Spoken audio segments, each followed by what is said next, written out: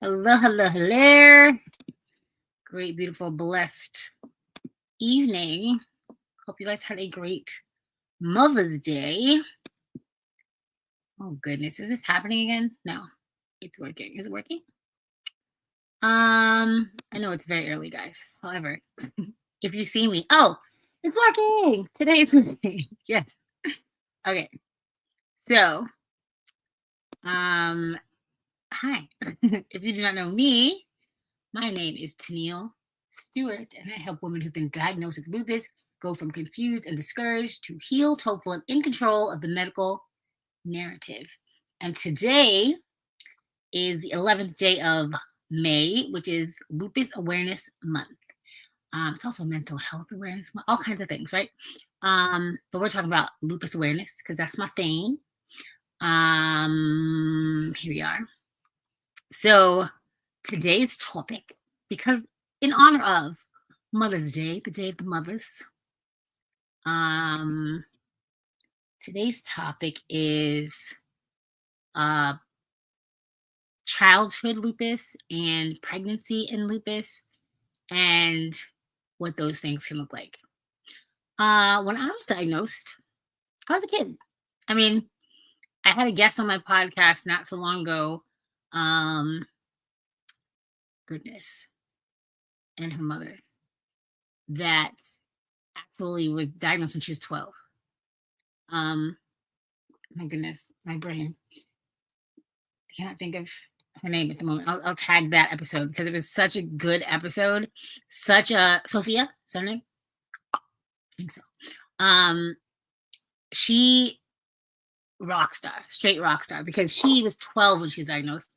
And from the research I've done, it says that childhood lupus shouldn't be life-threatening and you should get through it kind of easily. Not easily, but it's scary at the time, but people grow out of it.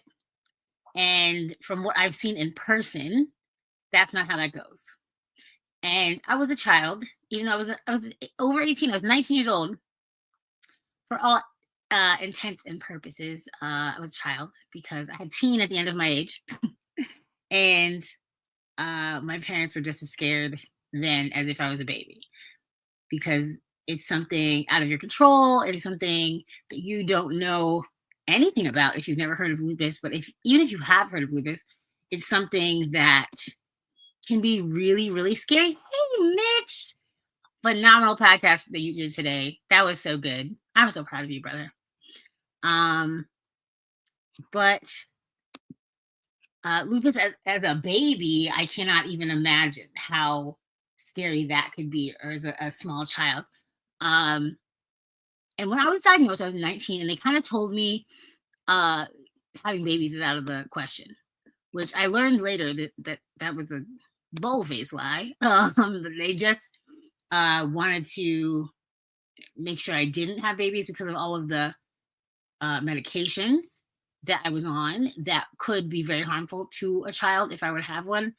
I know personally several people who've had several kids while having lupus. I had a friend, well, I was in my biggest flare up up till then. When I was in the hospital for 3 months in the Bronx, she was getting her prenatal care in that same hospital. So she would visit me when she would go for her appointments. Macy, I think I had her on my podcast in the very beginning as well. Macy, she's got married too. Congratulations, girl. She had, complications, but she has 2 beautiful baby boys. And I mean, they're older now, but yeah, it's possible. And I really hate that they tell people not to have kids, and how dangerous it could be, because with the proper care it is possible, and you can have a pretty streamlined birth and delivery and stuff like that. So I was looking up statistics. I'm not a statistic girl. Last year I did do when I did everyday podcast for Lupus Awareness Month, I did do so many statistics, and looking back at it, I'm like, ew, that's not exactly how I function in the world. So today I'm going to say one that really I was reading up on it. So and I was reading this, even though to me, uh, a lot of the statistics and a lot of the things that I've read, I haven't come across myself, right? Like I've read one thing, been told one thing, and experienced a completely other thing. I have no kids. I've never been even a little bit pregnant. However, I've been around a lot of pregnant people and a lot of babies. So lupus, especially when active, increases the risk of pregnancy complications such as miscarriage, stillbirth, premature birth, and high blood pressure, preeclampsia. Um, and high blood pressure, as a lupus patient, is 90% of the time because of all the medication you're on. The higher the prednisone, which is a medication I spoke about last night, the higher the prednisone, the higher blood pressure is going to be. It makes you crave salt, makes you retain water, all those things. So yes, if you're on a lot of medication while you are pregnant and have lupus, then yes, um, that would make sense to me.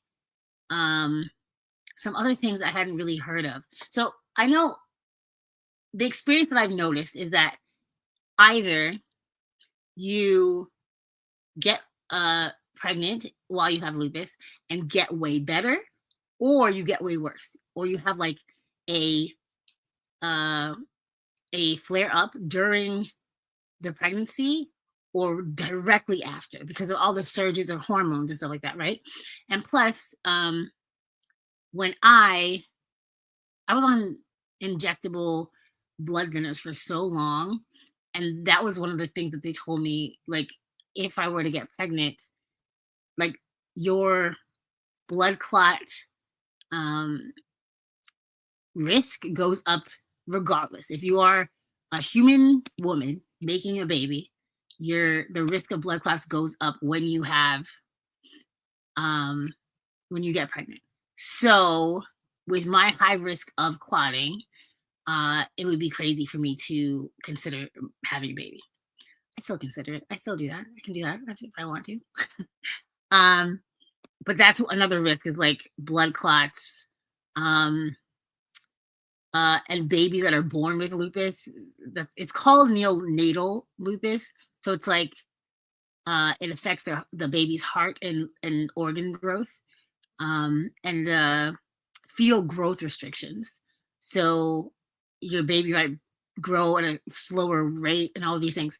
The thing is, if you are aware of all of these when you are thinking about having a baby or get pregnant, it's things that can be monitored, and the statistics are not that crazy that they would scare me if I would see them.